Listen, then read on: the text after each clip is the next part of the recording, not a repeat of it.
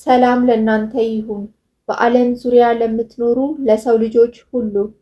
ዛሬ የማቀርበው የሉቃስ ወንጌል ምዕራፍ 3 ነው። ኑ አብረን እናንብብ።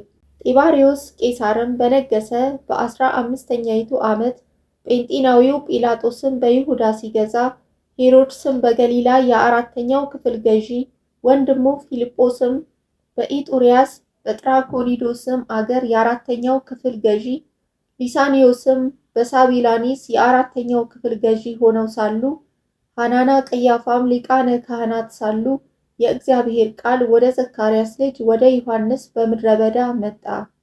በነቢዩ በኢሳይያስ ቃል መጽሐፍ የጌታን መንገድ አዘጋጁ፣ ጥርጊያውንም አቅኑ እያለ በምድረ በዳ የሚጮህ ሰው ድምፅ፣ አዘቅቱ ሁሉ ይሙላ፣ ተራራውና ኮረብታውም ሁሉ ዝቅ ይበል፣ ጠማማውም የቀና መንገድ ይሁን፣ ሸካራውም መንገድ ትክክል ይሁን፣ ሥጋ የለበሰ ሁሉ የእግዚአብሔርን ማዳን ይይ ተብሎ እንደተጻፈ ለኃጢአት ስርየት የንስሐን ጥምቀት እየሰበከ በዮርዳኖስ ዙሪያ ወዳለችው አገር ሁሉ መጣ።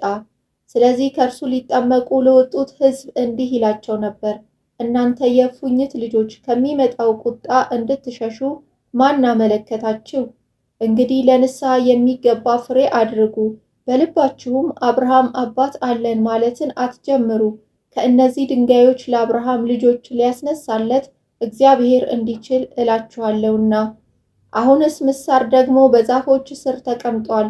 እንግዲህ መልካም ፍሬ የማያደርግ ዛፍ ሁሉ ይቆረጣል፣ ወደ እሳትም ይጣላል። ሕዝቡም እንግዲህ ምን እናድርግ ብለው ይጠይቁት ነበር።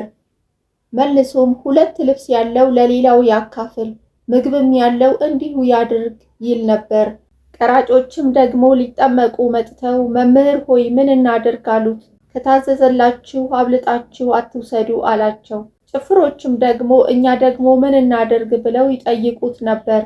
እርሱም በማንም ግፍ አትስሩ፣ ማንንም በሐሰት አትክሰሱ፣ ደሞዛችሁ ይብቃችሁ አላቸው። ሕዝቡም ሲጠብቁ ሳሉ ሁሉም በልባቸው ስለ ዮሐንስ ይህ ክርስቶስ ይሆንን ብለው ሲያስቡ ነበር።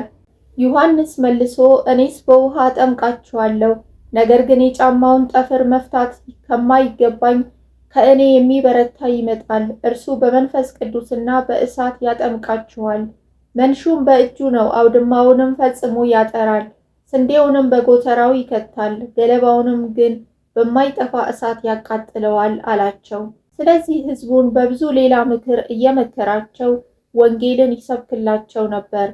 የአራተኛው ክፍል ገዢ ሄሮድስ ግን ስለ ሄሮድያዳ ስለ ወንድሙ ስለ ፊልጶስ ሚስትና ሄሮድስ ስላደረገው ሌላ ክፋት ሁሉ ዮሐንስ ስለገሰጸው፣ ይህን ደግሞ ከሁሉ በላይ ጨምሮ ዮሐንስን በወህኒ አገባው። ሕዝቡም ሁሉ ከተጠመቁ በኋላ ኢየሱስ ደግሞ ተጠመቀ። ሲጸልይም ሰማይ ተከፈተ፣ መንፈስ ቅዱስም በአካል መልክ እንደ ርግብ በእርሱ ላይ ወረደ። የምወድህ ልጄ አንተ ነህ፣ በአንተ ደስ ይለኛል የሚል ድምፅ ከሰማይ መጣ። ኢየሱስም ሊያስተምር ሲጀምር ዕድሜው 30 ዓመት ያህል ሆኖት ነበር።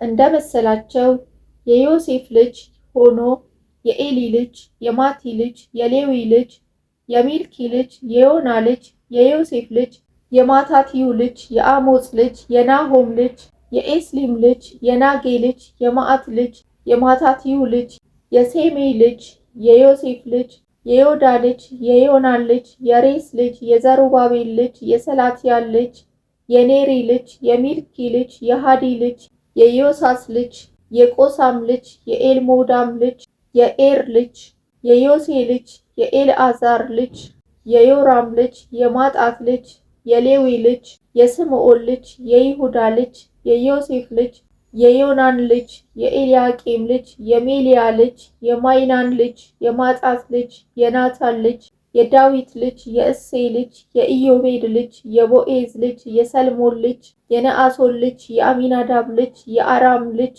የአሮኒ ልጅ፣ የኤስሮም ልጅ፣ የፋሬስ ልጅ፣ የይሁዳ ልጅ፣ የያዕቆብ ልጅ፣ የይስሐቅ ልጅ፣ የአብርሃም ልጅ፣ የታራ ልጅ፣ የናኮር ልጅ፣ የሴሮህ ልጅ፣ የራጋው ልጅ፣ የፋሌቅ ልጅ፣ የአቤር ልጅ፣ የሳላ ልጅ፣ የቃይንም ልጅ፣ የአርፋክስድ ልጅ፣ የሴም ልጅ፣ የኖህ ልጅ፣ የላሜህ ልጅ፣ የማቱሳላ ልጅ፣ የሄኖክ ልጅ፣ የያሬድ ልጅ፣ የመላልኤል ልጅ፣ የቃየን ልጅ፣ የሄኖስ ልጅ፣ የሴት ልጅ፣ የአዳም ልጅ፣ የእግዚአብሔር ልጅ